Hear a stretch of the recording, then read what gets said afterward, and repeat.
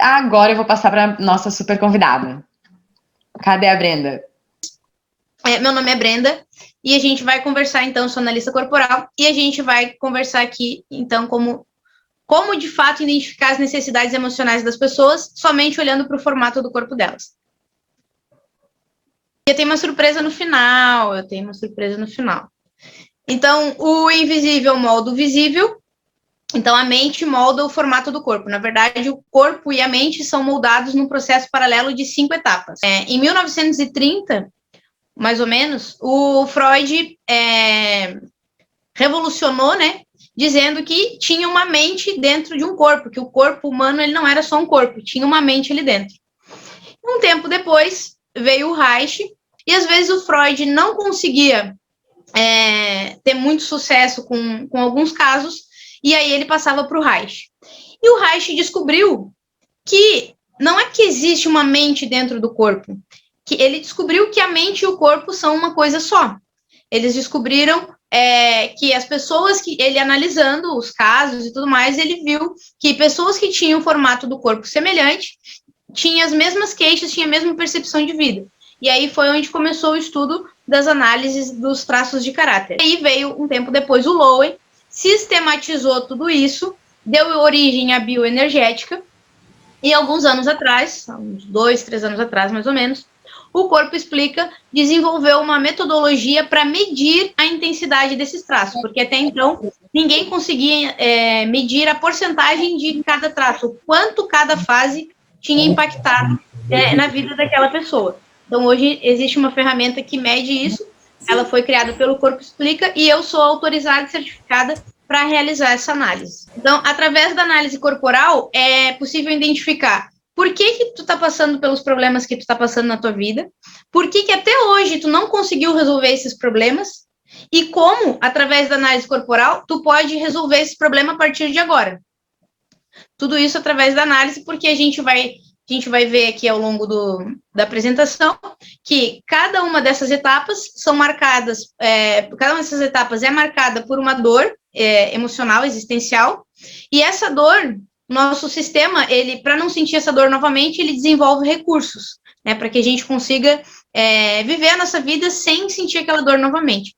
O problema é que, às vezes, pelo ambiente onde a gente foi criado e tudo mais, por não ter esse conhecimento, muitas vezes os nossos traços, eles não são, nossos recursos, eles não são estimulados. E acaba que a gente vive numa repetição de dores, né? E aí a gente fica cada vez mais vivendo na nossa dor. E aí, a partir de agora, vocês vão ter uma noção também, vocês vão conhecer um pouquinho mais, não só sobre os outros, mas principalmente sobre vocês mesmos, né? Porque a pessoa mais importante do mundo, para mim, tem que ser eu, e para vocês, deveria ser cada um de vocês, né? Não existe... meu filho, minha mãe, meu pai. Mas, se tu não existir, quem vai cuidar dessas pessoas, né? Então, em primeiro lugar, sempre a gente. É igual no avião, né? Quando a gente vai viajar de avião, o piloto fala, primeiro bota a máscara de oxigênio em você e depois na pessoa do lado. Se tu não tá bem, como que tu vai ajudar os outros, né? Então, ocorre um processo que chama mielinização. Esse processo, ele acontece desde a barriga da mãe e vai até os 5 anos de idade. E essas são 5 etapas desse processo, e essa mielinização do sistema nervoso que vai moldar tanto a nossa mente como o nosso corpo. A mielinização é como se fosse uma capa de plástico que envolve um fio de eletricidade. Nossos neurônios são como fios de eletricidade, e aí o nosso sistema ele desenvolve uma capa de mielina, que é uma bainha de mielina, na verdade, que é como se fosse uma capinha de gordura que faz a mesma função da capa de plástico no fio elétrico, né? Ele serve ali para direcionar a energia para outra ponta e para não ter desperdício de energia.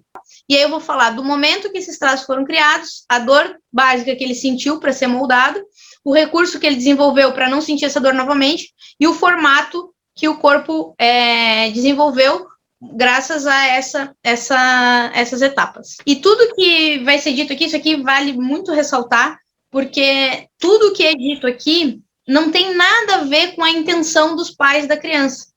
A intenção da mãe, num primeiro momento, ou das pessoas que criam aquela criança, não. Tudo isso é incontrolável, é inconsciente todo esse processo, tá? E tudo isso é a percepção que aquele bebê tem da vida. Não, isso é totalmente fora de controle da gente, assim. Isso aí cada um vai desenvolver, vai perceber o mundo, a sua volta, de uma determinada forma, não tem como controlar isso. Então, o primeiro traço que se forma é o traço de caráter esquizoide, ou traço de caráter, ou traço de personalidade, tá? Ele acontece, pode passar? Ele acontece na fase intrauterina, né, quando a mãe ainda está grávida, e o mundo daquele bebê é o útero. Então, quando a mãe fica tensa, preocupada, tem algum problema acontecendo na vida dela, por mecanismo de defesa, o corpo dela prioriza o próprio organismo. Então, numa situação de estresse ou preocupação, vai diminuir o fluxo, vai dar um estado de ansiedade na mãe, e aí vai diminuir o fluxo sanguíneo daquele útero. E aí o útero vai ficar duro, frio e apertado. E o bebê sente que quando ele se mexe, a mãe lembra que está grávida, né? E aí ativa essa preocupação, e aí ele sente que eu me mexi e o meu mundo ficou pior. Eu existi e meu mundo ficou pior. Então, ele desenvolve a dor da rejeição, que ele acredita que se ele se mexer, ele vai incomodar, o mundo dele vai ficar ruim, então ele vai preferir fazer o quê? Como a mielinização nessa fase, está acontecendo no cérebro, o único lugar que ele tem os fios ali encapadinhos, digamos assim, é no cérebro. No resto da medula, no resto do sistema nervoso, tá como se fossem os fios estivessem todos desencapados. Então, se ele deixa a energia escorrer lá para baixo, acaba dando um espasmo, é como se fosse um curto-circuito, né? E aí dá esse espasmo e o bebê se mexe. E aí, nesse momento, ativa tudo isso, aí a mãe fica tensa e tudo mais, e ele entende, se eu me mexi, existi e meu mundo ficou ruim. Então, ele começa a fazer o quê? Ele começa a concentrar toda a energia dele na cabeça, que é onde ele tem controle. Para quê? Para o mínimo de energia possível escorrer para o resto do corpo dele e não ter o perigo dele mexer e o mundo dele ficar ruim. Então, ele morre de medo, os esquizoides, eles morrem de medo de serem rejeitados. E, a partir disso, como ele foge para o cérebro dele, né? Ele foge para dentro da própria cabeça, ele desenvolve um recurso absurdo, uma criatividade absurda e um raciocínio lógico, assim, ó, que difícil de encontrar nas outras pessoas. Eles são totalmente lógicos, racionais e muito criativos. Por quê? Porque ele não podia, naquela época lá que ele estava no útero, ele não tinha como correr, como fugir, como fazer nada. A única coisa que ele podia era fugir daquele mundo, né, que ele existia ali, e aí ele fugia para dentro da cabeça dele, e nesse momento ele criava um mundo paralelo, né, ali na imaginação, e por isso ele desenvolveu esse recurso. E o formato do corpo dele, nesse momento, então, ele ficou... normalmente, as pessoas que têm esse traço muito forte, elas têm a cabeça mais alongada, ou a testa um pouco maior. É como muitas pessoas, parece que apertou aqui e saltou para o cérebro, assim, sabe? Para o cérebro se expandir, apertou aqui, parece que salta um pouco ali. E aí o corpo dessa pessoa serve apenas para apoiar a cabeça. Então, como ele não manda muita energia para o corpo, ele é magro, aquelas pessoas que comem e não engordam, e são cheias de quinas, assim, são todas pontudas. Por quê? Para ninguém ter vontade de chegar muito perto mesmo. É um mecanismo de defesa, né? Então, ele fica com aquele corpo magro, sem energia, fica se apoiando, ele não tem força naquele corpo, e a força dele está toda no cérebro. E é um traço frio, porque ele é extremamente lógico e racional. Não existe uma pessoa 100% um traço, tá? Porque todos nós passamos pelas 5 etapas e todos nós somos uma mistura desses traços. Mas tem pessoas que têm alguns traços predominantes. Tem outras pessoas que têm um pouquinho de cada, né, quase todos na mesma intensidade, porém tem pessoas que têm alguns traços muito mais evidentes. É o caso dessas duas pessoas. Se vocês olharem, a moça ali, por exemplo, o ombro dela, ele é pontudo, ele é meio com quinas, assim, sabe? O joelho dela é meio pontudo também. Então, imagina, um bebezinho magrinho assim, não é aquele bebezinho fofinho que dá vontade de apertar. É justamente para não toca. Tipo, uma das frases até dos esquizoides é: para que me tocar? Eu não sou touchscreen. Então eu trouxe esses dois exemplos ali. Pode ver o menino também. Por mais que ele tente esconder a testa dele ali com aquele cabelo, dá para ver que é uma testa um pouquinho avantajada também. E o corpo bem magrelo, bem largadão. É muito característico desse traço de caráter. E aí, eu não sei se alguém já viu o filme Divertidamente. Se não viu, eu deixo de recomendação, tá? Porque o filme é um filme de animação, um filme infantil, e ele retrata 5 bonequinhos que vivem dentro da cabeça de uma menininha. E cada um desses bonequinhos, no filme eles deram um nome de sentimentos. Esse que está aparecendo na tela é o medo. Mas o formato desses bonequinhos e a personalidade deles dentro da cabeça lá da menininha no filme não são por acaso. É tudo baseado nesse estudo do Reich, né? No estudo dos traços de caráter, os traços de personalidade. Então, os esquizoides, eles são pessoas que não gostam de muito contato, e para eles viverem no recurso, eles precisam de um ambiente que as pessoas não rejeitem as ideias deles. Eles precisam se sentir... Porque, às vezes, o esquizoide, quando ele está muito na dor, ele se isola, ele entra numa caverna mental e ele se isola. Por quê? Para que os outros não o rejeitem. Então, muitas vezes, eles mesmos rejeitam os outros para não serem rejeitados, né? E a necessidade emocional desse traço, então, é o foco, né? Eles precisam de foco e de um ambiente onde eles possam expressar a sua criatividade e a sua racionalidade. Passado esse processo, que vai da fase intrauterina até o primeiro mês de vida da criança, a gente começa, então, a desenvolver a mielinização da medula avança, e a gente, então, começa a desenvolver o traço de caráter oral, que vai ali do primeiro mês de vida até mais ou menos 1 aninho de idade, que é o momento que a gente chama que é o momento da amamentação. É a fase em que o bebê, ele precisa que a mãe, o pai ou os cuidadores, né, decifrem o que está de errado com eles. A criança sente fome, ela vai chorar, ela sente sono, ela vai chorar. Tudo que tiver de errado com aquela criança, ela vai chorar. E muitas vezes, o que acontece? A gente tem toda a boa intenção do mundo, né, mas principalmente quando a gente não tem experiência com crianças, fica difícil a gente entender por que aquela criança está chorando exatamente. Às vezes, a gente vai lá, troquei a fralda, não era, dei mamar, não era, fiz massagem porque eu achei que era cólica, não era. Às vezes a criança está com uma necessidade, sei lá, uma formiguinha no pé, e a gente faz 1001 coisas, dá colo, dá carinho, dá mamar, dá chupeta, dá peito, dá um monte de coisa para aquela criança, estimula oralmente, né, digamos assim, estimula ali a boca dela, né, dando coisas para preencher aquele choro ali, para cessar aquele problema da criança.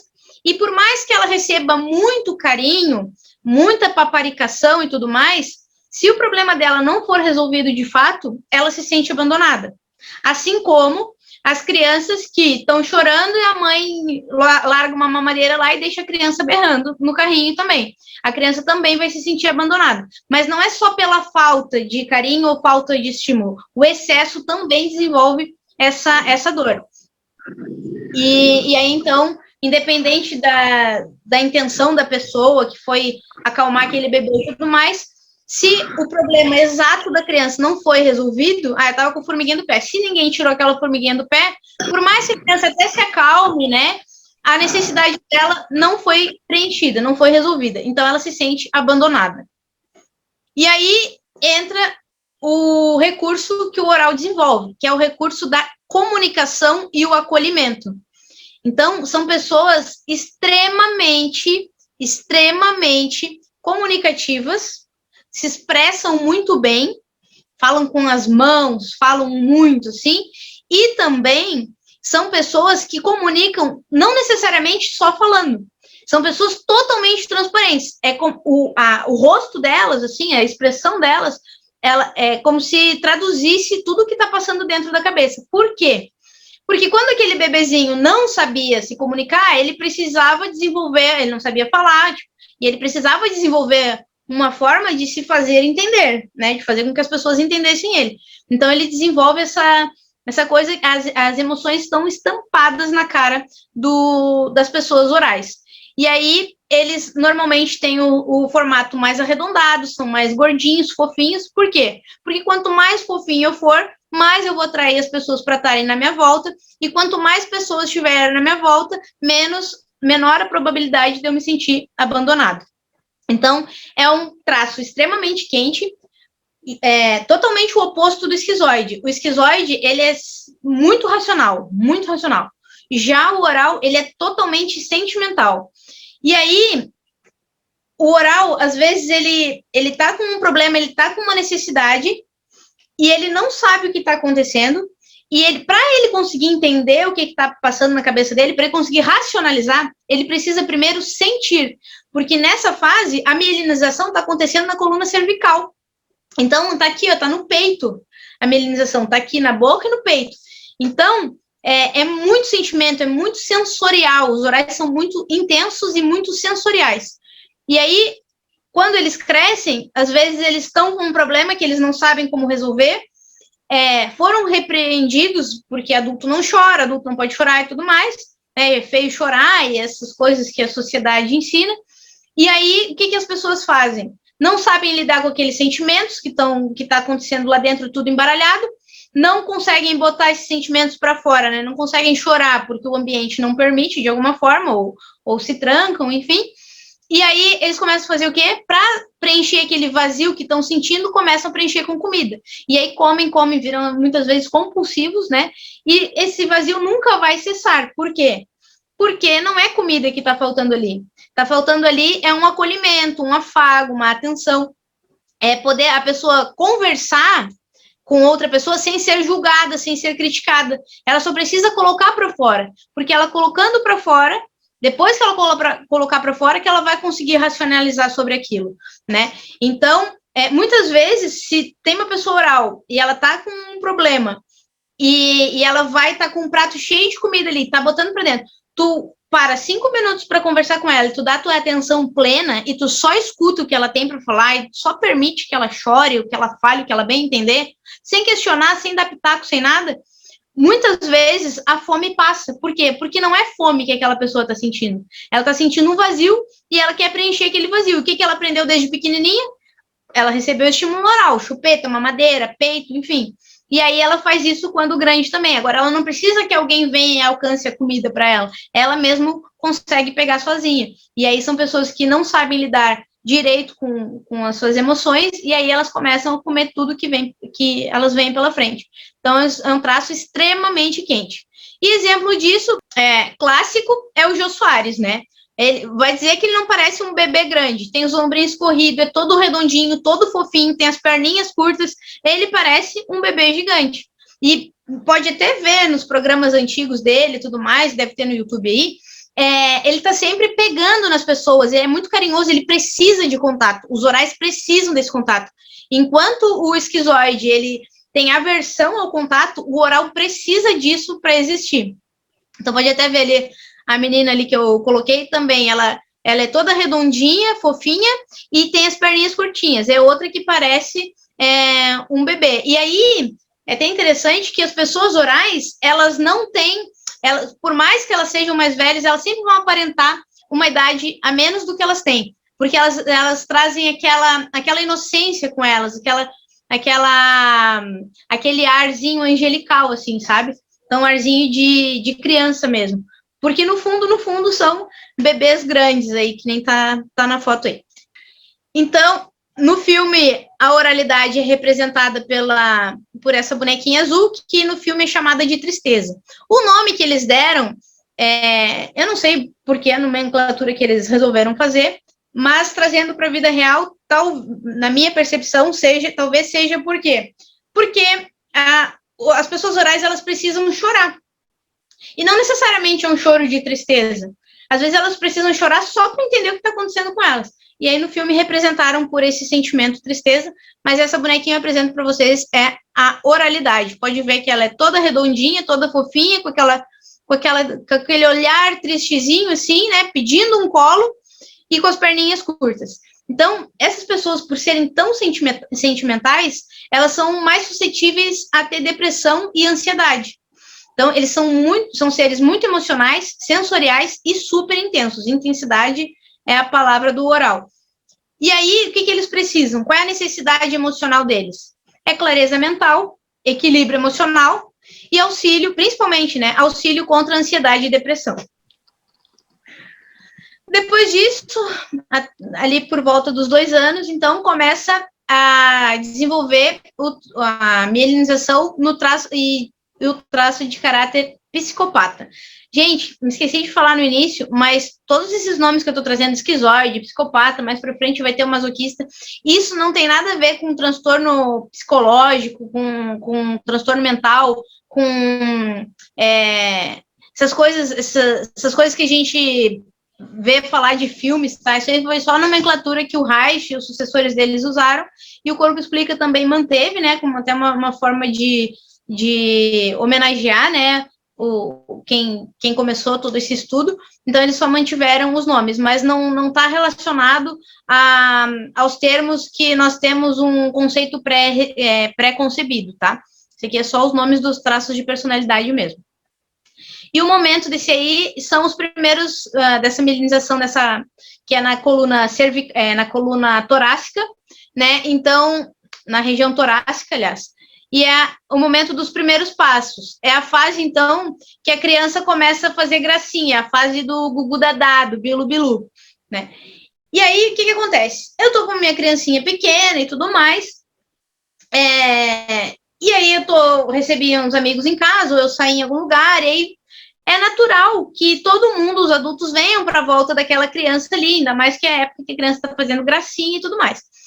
E aí, o que acontece? A gente pega a criança e mostra, olha só o que meu filho sabe fazer, mostra para o titio, mostra para a titia. E às vezes a criança não está com vontade de fazer, ela não está afim e ponto, e ela não vai fazer. E aí, o que nós, como adultos compreensivos, fazemos? Não quer fazer, então vou deixar a criança, bebezinho aqui quietinho, né? Vai brincar com outras coisinhas, então a gente larga aquela criança. E o que ela interpreta? Que, então eu só tenho valor quando eu faço alguma coisa em troca. É só quando eu faço o que tu quer que eu tenho valor, que eu tenho atenção, que eu tenho carinho. Então ela começa a se sentir manipulada, porque ela entende que ela só é importante não pelo que ela é, mas sim pelo que ela faz. E aí, nesse momento, então, por sentir essa dor, vem o recurso, né, que o traço de caráter psicopata desenvolve, que é o recurso da articulação, da negociação. Por quê? Porque a criancinha, nessa fase, ela começa o quê? Tem um pirulito, a minha vovó tem pirulito lá perto da minha avó. E aí ela tá lá do outro lado da sala. E tem pessoas ali. Aí ela começa a ver, não, se eu pedir para ir no colo do fulaninho, aí o fulaninho vai me passar para o outro colo, daí eu vou conseguir descer e aí eu vou conseguir ir até a vovó para ganhar o pirulito. Então ela passa a vida ela vê o mundo como um tabuleiro de xadrez. Ela vê qual o movimento que ela precisa fazer para ter aquilo que ela quer, né? E isso eles precisam estar no controle, porque se eles não estão no controle, eles se sentem manipulados. Então, são pessoas que... Esse é um traço frio também, né? É um traço mais lógico. Ele está sempre arquitetando as coisas. Para eu ter isso, eu preciso fazer aquilo. Para ter aquilo, eu preciso fazer isso e tal. Então, eles não são muito racionais e eles não se abrem. Por quê? Porque se eles mostram a vulnerabilidade deles, o que tu pode fazer com essa informação? Né? Dependendo da pessoa, pode manipular, pode chantagear. Então, para não correr esse risco, essas pessoas se fecham mesmo. E qual é o formato do corpo dessas pessoas? São pessoas com um formato muito triangular, muito presente. Por exemplo, o rosto, ou aquelas pessoas que são tipo um funil mesmo, né? Que são grandes em cima e pequenas embaixo. Eu até separei umas fotos aqui, que está no próximo slide. O Faustão, por exemplo. O Faustão, ele é gordinho. Ele tem o traço da oralidade presente ali. Só que também tem o traço da psicopatia, porque ele é grande em cima e ele é pequeno embaixo. Aí o Cristiano Ronaldo, dá para ver, essa foto eu achei muito interessante, porque dá para ver ali, ó, que o ombro dele é largo, aí olha em relação à cintura, a cintura dele afina muito, e aí todos esses aspectos vão estar presentes em todo o corpo. A coxa dele é grossa, malhada e tudo, e mesmo todo ele sendo todo malhado, olha a finurinha daquela perna, daquela panturrilha ali, daquela canela. Esse aqui é o típico casquinha de sorvete, malha, malha, malha, malha, e tem as perninhas finas. E aí os psicopatas, eles fazem o quê? Não é coincidência que eles estão numa postura, tanto o Faustão como o Cristiano Ronaldo nessas fotos, eles estão com uma postura com as pernas abertas para buscar a base, e eles estão mais, tipo pombos, assim, sabe, se mostrando. Por quê? Porque eles querem ocupar espaço, eles querem aparentar ser maiores do que eles são. E aí eu trouxe a foto dessa moça, ela é a ex-mulher, se eu não me engano, do dono da Amazon, do Jeff Bezos, e dá para ver bem o formato triangular dela, ali no queixo, ali ela tem bastante desse traço de psicopatia também. Claro que todo mundo tem traços diferentes, por exemplo, ali o Faustão tem a combinação com a oralidade, né, psicopatia com a oralidade, o Cristiano Ronaldo, ele já tem a mistura ali, a intensidade com outro traço que a gente vai ver mais para frente, que é o traço rígido. Então, todo mundo é uma mistura, né? Essa moça também, ela tem bastante rigidez. Todo mundo é uma mistura de todos, mas mesmo com a mistura, dá para ver a presença desses traços, né? No filmezinho, esse traço é representado pela alegria, né? Que é essa bonequinha aí. E pode ver que na maior parte das fotos, se vocês forem botar no YouTube e tudo mais, no Google, e até vendo o filme mesmo, vocês vão ver que ela está sempre tentando parecer maior do que ela está sempre se abrindo os braços, ou ela para com as mãos na cintura, tipo asinha de xícara, com as pernas mais abertas para buscar base. Então, são pessoas que tentam ser maiores do que são, elas se mostram maiores do que elas são. E são pessoas muito avaliadoras, eles estão sempre avaliando o ambiente que eles estão entrando, para ver como que funciona aquilo, para ver se eles podem relaxar, né? Ou se eles têm que articular ali, se tem alguém que pode ter eles na mão, que pode vir a manipular e tudo mais. Então, são pessoas meio desconfiadas nesse sentido, né? Porque eles têm o medo deles, o medo existencial deles, é se sentir manipulados ou usados, né? E aí, como eu botei, são excelentes líderes e estrategistas, né? E gostam de estar em evidência, mas não pelo que são, mas pelo que eles fazem. Quer elogiar um psicopata? Não diga que ele é lindo. Claro que ele vai gostar de falar que ele é lindo, que ele é isso, mas se tu elogiar algo que ele fez, nossa, você fez muito bem em tal coisa. Aí a pessoa vai se encher de si, assim, sabe? E aí ele vai estar em evidência por tabela, mas ele não quer estar em evidência porque ele é alguma coisa. Ele quer estar em evidência porque o que ele fez foi melhor do que os outros, ou o que ele fez, enfim, sempre na volta do que ele fez, e não do que ele é.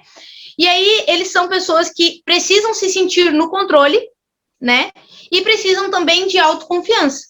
Eles já são autoconfiantes quando estão no recurso, porém, quando estão na dor, eles precisam de mais autoconfiança. Depois vem, então, o traço de caráter masoquista, que é na fase quando a gente começa a ter percepção sensorial dos nossos esfíncteres, né? Que é o momento do desfraude. O que acontece? Quando a criancinha tem 1 aninho e pouco, 2 aninhos, elas começam a falar, a caminhar, interagir com todo mundo, a gente entende que elas já entendem as coisas, a gente acredita que elas já entendem as coisas, e aí, na hora de tirar as fraldas, a gente quer que a criança peça para ir no banheiro, que peça para fazer cocô, que peça para fazer xixi. Mas, apesar dela entender tudo isso, ela falar, se comunicar, negociar e tudo mais, ela não tem percepção sensorial ainda para saber quando vai vir o cocô e quando vai vir o xixi. E aí, o que nós fazemos? Nós pais, né? Normalmente, nem todos, mas o que normalmente se faz? Meu filho, por que tu fez nas calças? A mamãe já não te ensinou que tem que pedir quando vai fazer cocô, tem que pedir quando vai fazer xixi para não fazer nas calças? E aí a criança sente o quê? Que ela decepcionou, que ela fez alguma coisa errada. Ela sente que ela se sente humilhada, porque às vezes a criança está brincando, vem a vontade de fazer cocô, ela não sabe que vai vir, quando vê, já foi.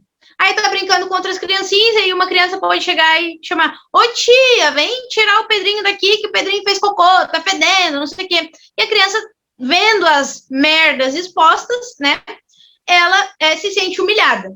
Então, não, e aí ela sente que ela sempre está decepcionando alguém, sempre está fazendo alguma coisa errada, está sempre nessa função. Então, para não sentir mais essa dor da humilhação, ela desenvolve um recurso. Primeiro, ela arquiteta na cabeça dela, assim, é tudo um processo inconsciente, tá? Mas é como se o inconsciente falasse assim: bom, eu vou fazer, eu não sei quando o cocô vai vir, mas toda vez que eu faço uma calça, vem a minha mãe me cobrar e tal, e pedir uma explicação que eu não tenho para dar. Aí ele faz o quê?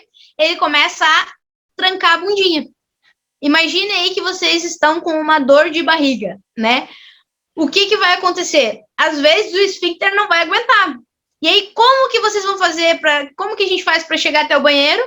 A gente aperta a bunda. A gente dá aquela amassadinha no traseiro e dar uns passos bem curtinho para chegar a tempo no banheiro. E os masoquistas, né, essa criança que tem essa pressão nesse sentido, ela faz o quê? Para evitar merda, ela anda com a bundinha trancada. Então, ela dá passos mais curtos, ela planeja muito bem as coisas, porque se pisar fora da linha, pode dar merda. E ela desenvolve o maior recurso dela, que é a força para aguentar, porque imagina segurar algo tão difícil quanto o cocô dentro de ti, né? Ainda mais tu sendo uma criança que não sabe quando esse cocô vai vir. Então, os masoquistas, eles desenvolvem uma força absurda, eles suportam, assim, ó, eles suportam qualquer coisa, tá? São muito fortes para tudo e são excelentes para trabalhar com planilhas, com passo a passo, eles precisam de passo a passo, eles precisam de script, eles não sabem agir no improviso. Por quê? Para eles tem que ser tudo calculado para não dar merda, para literalmente não dar merda. Ele carrega com ele uma tensão para não fazer nada de errado e para ele não se sentir humilhado e para não passar por essa situação, né? Essa exposição, essa humilhação. É um traço quente, ele é tão quente quanto o oral. Qual é a diferença dos dois? O oral sente, ele comunica. Ele precisa falar ou chorar para entender o que está acontecendo dentro dele. O masoquista, ele é uma fortaleza, ele guarda, ele engole aquilo, ele engole, tipo, ele tá com raiva, não sei o quê, ele engole.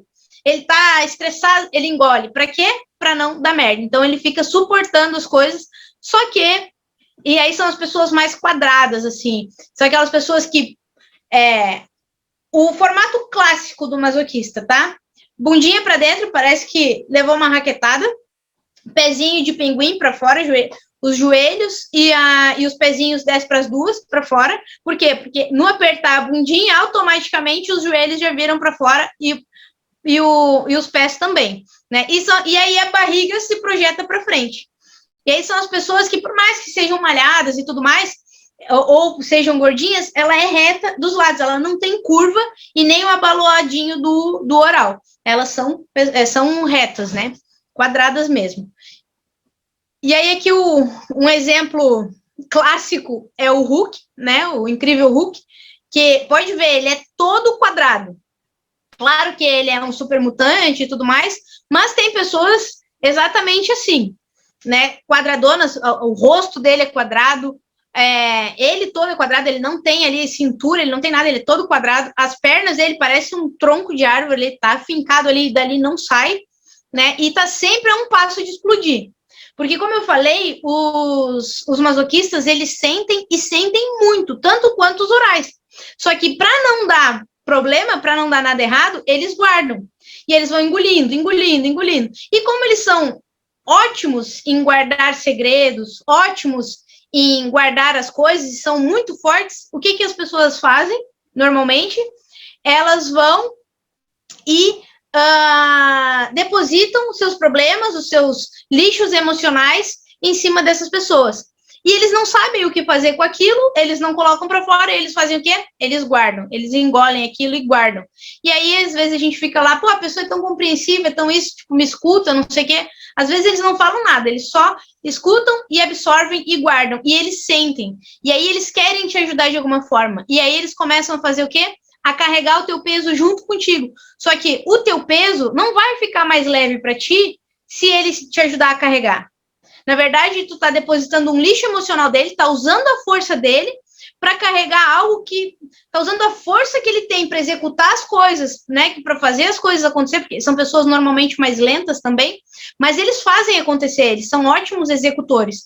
E às vezes a gente tá usando toda essa força para a pessoa carregar lixo pra gente que não serve para nada para ela. E aí, como elas sentem, elas querem ajudar. Esse traço também é um traço que tem grande tendência à dependência emocional, tá? O exemplo ali do rapaz do meio é clássico. Pode ver, o joelho dele é apontado para fora, os pezinhos também. Aí ele é todo fechado, não é à toa que ele tá de braço cruzado ali, eles são normalmente mais fechados mesmo, né? E aí dá para imaginar que aquela bundinha ali tá bem apertadinha ali. Se tivesse uma foto de costas ali, ia dar para ver que aquela bundinha tá bem trancada também. Ele tá todo trancado ali, não é à toa, porque ele é um clássico masoquista.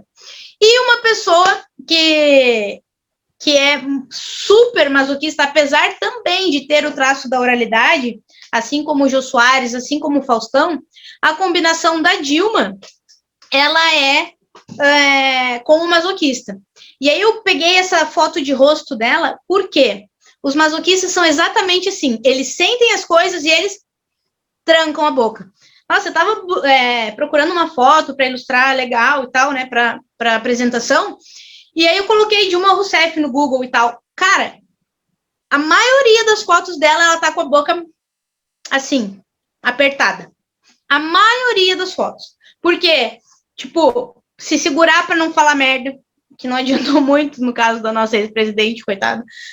Hoje eu até estava refletindo, né, tirando políticas à parte, eu estava pensando como deve ter sido difícil para ela, não como política, mas como ser humano, porque ela tem essa dificuldade de improvisar, essa dificuldade de lidar com a humilhação e tudo mais, e imagina o quanto deve ter sido difícil quando fugia do script, porque ela, quando ela estava com o script na mão, ela ia relativamente bem, mas quando pegava na hora do improviso, era uma merda atrás da outra, né? E não é à toa, né? Então pode ver, a maioria das fotos dela, ela vai estar sempre com essa boquinha trancada, clássica do masoquista, tá? Sempre fechada, as perninhas juntas para não correr perigo. E aí pode ver nessa foto de costas ali que é uma bundinha quase inexistente, né? E ela é reta, ela é quadrada, parece uma geladeira ali, quadradona, né? Então, esses são os clássicos masoquistas. E assim, eles sentem, e aí tem algumas variações, né? Quando eles estão na dor, eles têm algumas variações. Por exemplo, tem aquele masoquista que ele vai guardar as coisas, vai guardar, mas numa discussão que vai uma hora, a panela de pressão tem que explodir. E aí o que acontece? Ou ele vem merda lá de 1900 e antigamente, né? É bem esse desenho aí do Raiva, do filmezinho, né? O fogo explode pela cabeça ali, e aí não tem o que fazer. Tipo, vem história lá, cara, desde antes de tu nascer, eu acho que já tem coisa ali guardada ali pra jogar na cara.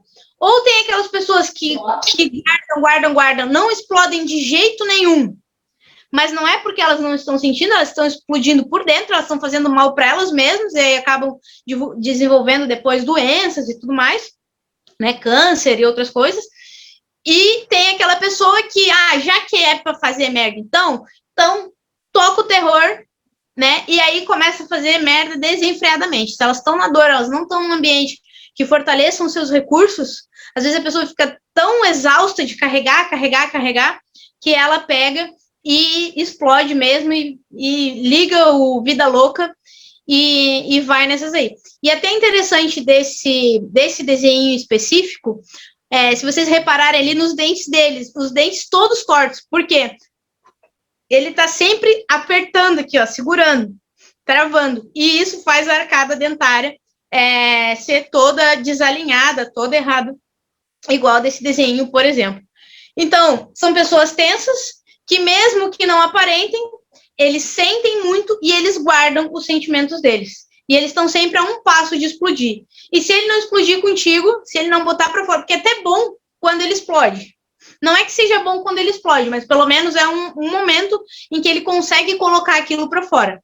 Pior é quando ele nem consegue colocar, porque isso aí ele está se matando por dentro e aí não, só vai perceber, né, quando realmente chegar num ponto mais crítico.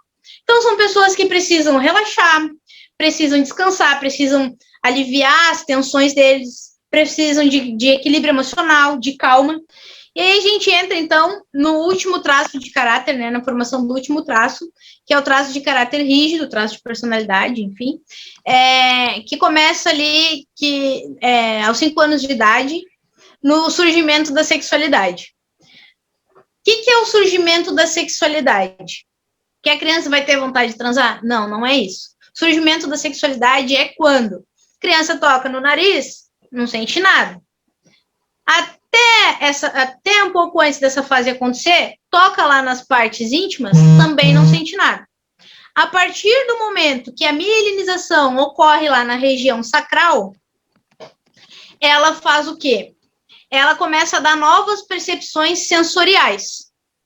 E aí, a criança sente, toca no nariz, não sente nada, mas toca lá embaixo, sente o choquinho mágico. E nesse momento também ela vai receber uma carga hormonal, né? Aproveitando aí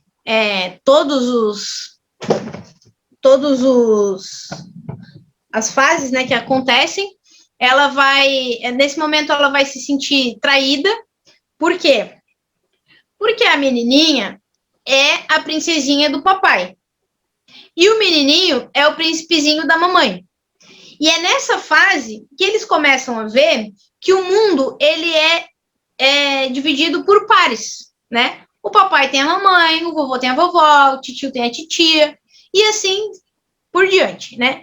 E aí ela começa a ver que, poxa, todo mundo tem alguém, né? Toda panela tem sua tampa. E a minha tampa qual é? E aí a menina vai querer buscar o par dela, aí entra na questão do triângulo edípico, até que o Freud falou muito, e aí o menino vai buscar o primeiro par na mãe e a menina vai buscar o primeiro par no pai. Porém, o papai já tem a mamãe, então a criança perde naquela relação, porque eu sou a princesinha do papai, eu sou o príncipezinho da mamãe, mas na hora de dormir, o papai vem me dar um beijinho, a mamãe vem me dar um beijinho, e eles vão dormir um com o outro. Então, ela começa a perceber isso, e como eu falei, não é nada consciente, tá? É o que o sistema nervoso central da pessoa percebe.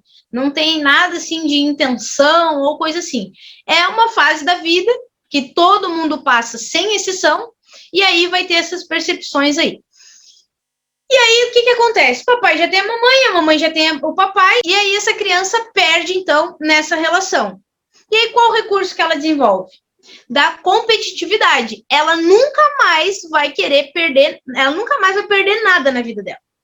Porque ela, a partir disso, ela vê, não, eu perdi o meu papai para minha mamãe, eu perdi a minha mamãe para o meu papai, então agora eu não perco mais nada. Então, são pessoas totalmente competitivas, ágeis, proativas, elas não ficam esperando pelos outros, elas vão e fazem acontecer. E elas buscam sempre melhorar. Até vou fazer um link com o masoquista, porque o masoquista ele também é uma pessoa executora, né? Ele não fica... os outros traços, o esquizoide, o oral e o psicopata, eles não têm força para executar as coisas. Os executores vão ser os rígidos e os masoquistas. Porém, qual é a diferença deles? O masoquista, ele aprendeu uma forma de fazer aquilo funcionar bem feito, ele vai seguir o resto da vida dele fazendo aquela coisa daquele jeito, seguindo aquele passo a passo. É o famoso time que está ganhando não se mexe, tá? Já os rígidos são diferentes. Por quê? Porque eles querem ser sempre melhores. Eu fiz uma coisa agora e essa coisa deu certo, da próxima vez que eu for fazer, eu vou desenvolver uma forma de fazer melhor ainda. Então, eles entram sempre, eles têm essa questão do perfeccionismo, né? E aí, qual vai ser a diferença da dor, quando ele estiver na dor na vida dele, e no recurso? Na dor, os rígidos, eles vão entrar em competições só de segunda divisão, que a gente fala, né? Eles só vão entrar, às vezes eles têm potencial para concorrer a uma Copa do Mundo, mas se ele sentir que ele tem o mínimo de chance de perder, ele não compete. Por quê? Porque ele prefere perder por não competir do que entrar, tentar e perder. Se é para perder, eu nem faço. E aí ele desenvolve isso aí. E se ele está muito na dor, ele começa a entrar num perfeccionismo sem fim. Ele quer ser melhor e aí ele não faz nada, por quê? Porque ele sempre acha que dá para melhorar. E aí ele fica naquela eterna coisa que ele não executa nada. Ele tem muitas ideias, ele quer executar, ele tem força para executar, mas ele quer sempre buscar a perfeição, e aí ele acaba travando naquilo dali. E aproveitando essa carga hormonal que essa fase traz, né, para a pessoa ali, para a criança, essa carga hormonal vai vir e vai trazer uma simetria nos olhos, um sorriso, a boca, os dentes vão ser mais parelhos, a boca vai ser carnuda, vai ser aquela boca que dá vontade de beijar. São pessoas extremamente sedutoras, até sem querer, tá? Elas vão te dar um oi e tu já fica, ai, fulana me deu um oi, meu Deus. Porque mesmo que eles não tenham intenção, eles têm um ar, eles têm um sex appeal, uma coisa que eles passam eles têm a sexualidade também muito aflorada. E são pessoas que vivem triangulando. Lembra lá que ela tinha lá o papai e a mamãe e ela era uma ponta de um triângulo? Então, ela passa a vida inteira, são pessoas muito indecisas, tá? Inseguras também, por quê? A insegurança vem justamente da indecisão. Eu tenho o plano A e eu tenho o plano B. E aí, às vezes, a pessoa fica naquela, tipo, eu não quero largar o certo pelo duvidoso, e aí eu quero tentar aquilo, mas eu não quero perder isso aqui, porque eu não quero ficar sem. Ele tem sempre que ter outra opção, ele tem que sempre estar num momento ali de triangulação. E aí o corpo dessa pessoa vai ser aquela cinturinha mais violão, vai ser aquele corpo mais bem modelado, né? Enfim, a musculatura vai ser aparente. Enquanto a musculatura do masoquista, por exemplo, ele tem força, né? Mas é aquela musculatura pesada, assim, que tu vê, assim, que é muita tensão muscular ali. Já os rígidos, não, eles são harmônicos, eles são delineados, eles têm até os pelinhos dos braços, pelinho da sobrancelha, vai ser tudo bem alinhadinho, vai ser tudo perfeito. E aí, isso é um traço também frio, tá? São 3 traços frios e 2 traços quentes. E os quentes são os orais e os masoquistas. Os outros são frios. Ele também é meio articulador, digamos assim. Aí eu trouxe aqui um exemplo de casal rígido, né? Esse casal, né? Que é o Brad Pitt e Angelina Jolie. Claro, eles têm outros traços, mas eles são predominantemente rígidos, né? E o Rodrigo Hilbert ali, pode ver ali aquela boca bem vermelha, carnuda, aqueles olhos, aquela sobrancelha perfeita ali, que eu duvido que ele faça essa sobrancelha dele é natural, não deve ter um pelinho fora do lugar, a barba bem penteadinha ali, e ele é assim, ele é natural assim. Isso mostra, então, bastante da rigidez, do traço de caráter rígido. E para eles, que eles têm as energias, eles têm 2 energias que circulam nele. A energia aqui do peito e a energia sexual. Eles sabem muito bem entregar o amor para eles, amor é uma coisa e sexo é outra, tá? São muito sexuais, são seres muito sexuais, e até botei ali, né, que são pessoas muito competitivas e têm a energia sexual bastante aflorada. E eles precisam o quê? Eles precisam equilibrar essa energia sexual. Porque senão eles vão ficar na dor ali, vão muito, tipo, a pessoa não consegue lidar, né, não consegue fazer nada se o teu foco tá só no sexo, né, tu não consegue fazer mais nada. Então, muitas vezes eles vão precisar canalizar, porque como essa energia é muito aflorada, eles podem canalizar essa energia para executar outras coisas, né, os projetos deles, enfim. Existem até técnicas de canalização de energia. Se ele tá na dor, ele vai viver, como eu falei, competindo em campeonato de segunda divisão. né? Então, tu tem que... Eu acho que é um dever nosso, com esse conhecimento, estimular as pessoas, porque com certeza, nesse meio tempo aí, você já deve ter pensado aí em pelo menos umas 2 ou 3 pessoas que se encaixam nessas descrições ou no formato, né, que a gente falou até agora.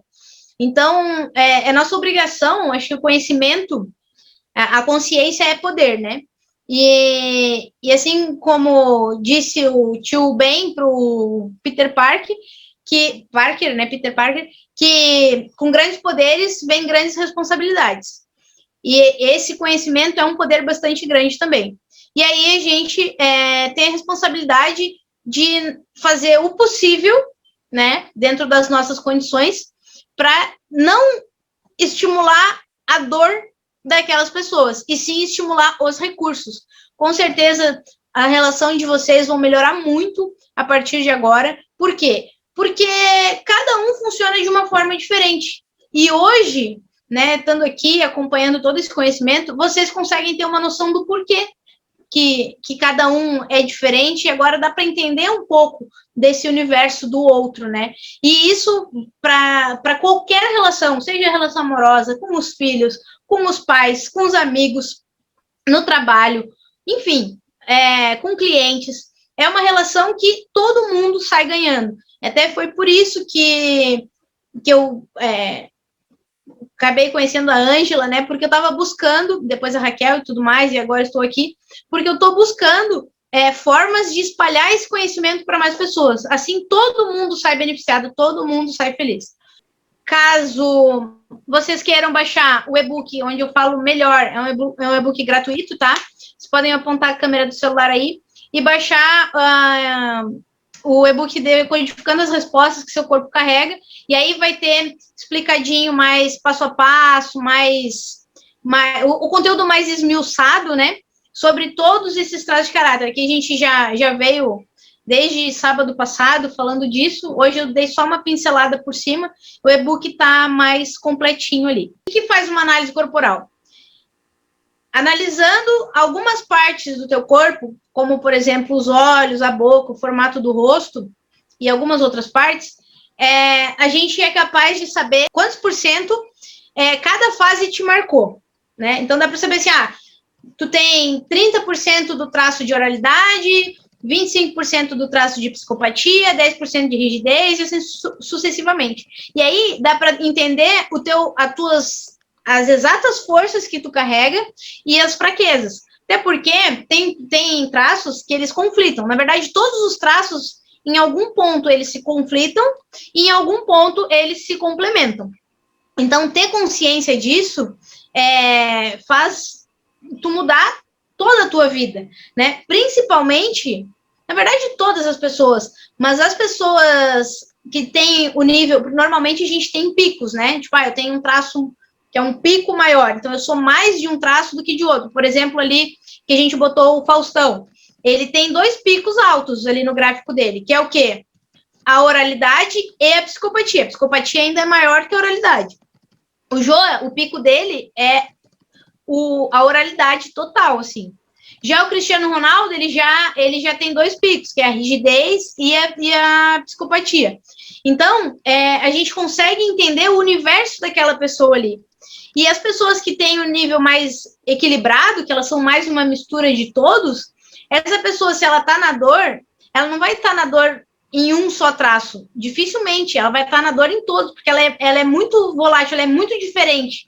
Um momento ela está operando no modo da oralidade, daqui a pouco ela já está na esquizoidia, daqui a pouco ela já está na psicopatia, daqui a pouco ela já está triangulando, e assim ela vive numa confusão, porque quando ela está no recurso, beleza, ela tem todos os recursos disponíveis, mas quando ela está na dor, ela sente todas as dores na mesma intensidade, praticamente ao mesmo tempo.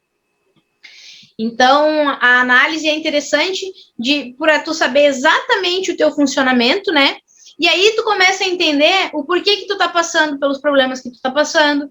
Aí tu vai entender por que tu não conseguiu resolver. Por quê? Porque tu não tinha esse conhecimento. Esse conhecimento, ele destrava a vida de qualquer pessoa. Às vezes tu fica anos numa terapia anos com um psicólogo, anos e anos buscando, e não consegue ter as respostas que esse conhecimento é capaz de te trazer. Porque ele é muito assertivo, ele não precisa eu não preciso te perguntar as coisas para saber como tu funciona. Eu sei como tu funciona só de olhar para o teu corpo, né, para o formato do teu corpo. Então, isso é muito, muito legal e é muito importante que todo mundo tenha acesso a isso, né? E aí, não só saber por que tem o problema ou por que ainda não conseguiu resolver, é aprender como se livrar desse problema, né? A partir de agora, a partir de já. E aí fica o meu convite, né, para vocês agendarem a análise de vocês. Eu dou uma sessão, até no final do e-book lá, o pessoal vai ver que tem uma sessão gratuita, tá? Que aí eu explico melhor como funciona, eu já dou uma pincelada, mais ou menos, né, falando um pouco de bater o olho, aí eu falo assim de bate-pronto, né, ou eu ouço a tua história, se tu quiser compartilhar, e te dou um direcionamento, ou só de olhar o formato do teu corpo eu já vou te falar mais ou menos alguma coisa por cima. É claro que só fazendo análise para a gente saber exatamente quantos por cento e tudo mais, mas aí fica o meu convite. E o presente que eu preparei é que eu fiz um e-book de todo esses slides. Eu gostaria de agradecer muito a presença de todos. A Brenda, que topou entrar nessa com a gente, nos ensinou muito, aprendeu também, e a gente está trocando ideias para vir mais coisas por aí, trazer mais conteúdo para vocês, que a gente sempre tem algo novo para aprender, né? E está sendo maravilhoso isso, e eu espero que para vocês tenha sido tão bom quanto foi para nós, né? Muito obrigada a todos vocês por ter essa paciência aí comigo, que eu falo muito mesmo, oral aqui, né, meu povo, eu falo demais, mas que bom que vocês gostaram, que eu pude transmitir um pouquinho do meu conhecimento. Obrigado, meninas, pelo espaço, né, vocês são incríveis, eu adorei vocês demais. E como a Ângela falou, né, que eu aprendi também, com certeza, a vida é uma troca, né? Também, puxando o meu lado psicopata, esse peixinho não é à toa, a vida é uma troca, né? A gente tem que dar para receber, isso é uma lei universal, e não tem, né? Tudo tem tudo é energia, e a gente compartilha essa energia, e é esse apoio, né, que eu vejo, assim, esse cuidado que a Raquel tem, né? Tudo isso é o grupo, né, se fortalecendo, e é assim que a gente cresce, né? Uns ajudando os outros.